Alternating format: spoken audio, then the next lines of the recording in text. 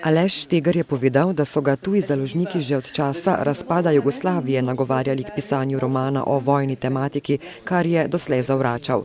Romana se je lahko lotil šele s časovne distance, zdaj, ko so vojna žarišča drugje in ko lahko spregovori o nečem, kar ga je ves čas na nek način zasledovalo. Roman je posledica širšega razmisleka o tem, kaj je vojna, tudi prikrita, kot je v primeru trgovinskih vojn.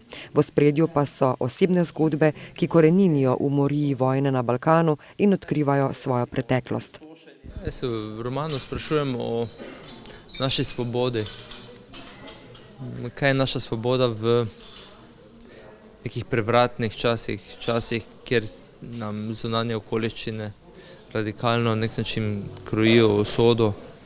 V mojem romanu gre za čas pred in po volitvah, kjer oblast v Sloveniji prevzamejo populisti.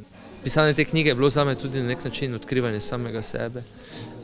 Ogromno te knjige se je dogajalo preko odkriti sanj, preko tega, da sem se spravljal mogoče v neka psihološka stanja, ki so bila mejna, da bi videl, kje ležijo moji strahovi.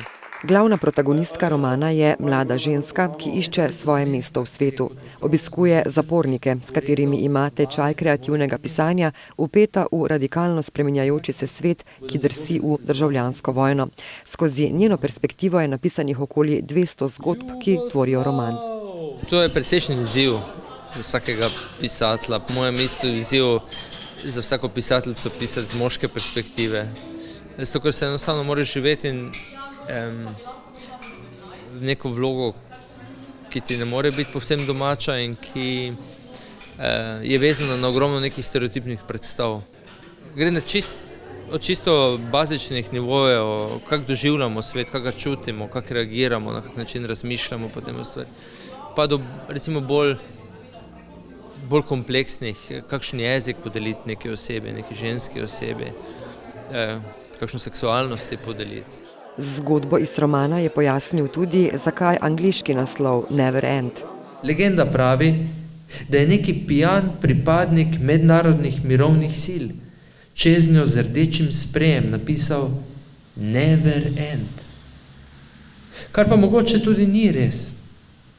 Dejstvo je le, da so ljudje nemudoma posvojili novo poimenovanje romarskega kraja v jeziku mednarodnih mirovnih enot.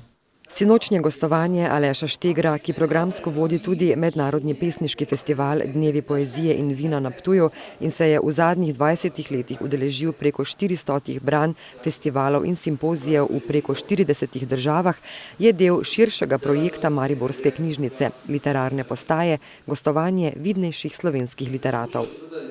V tej obliki traja že od leta 2012, torej od Evropske prestolnice kulture. Takrat smo jo zasnovali ne kot tipične literarne pogovore, ampak pogovore, ki recimo krožijo po mestu.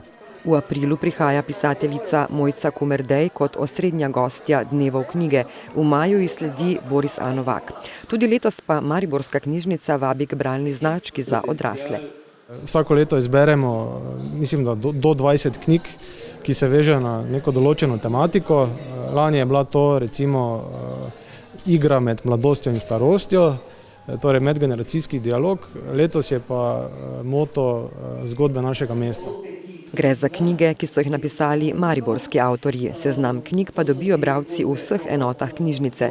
Za nagrado, ki je knjiga, pa jih morajo do konca leta prebrati najmanj 7.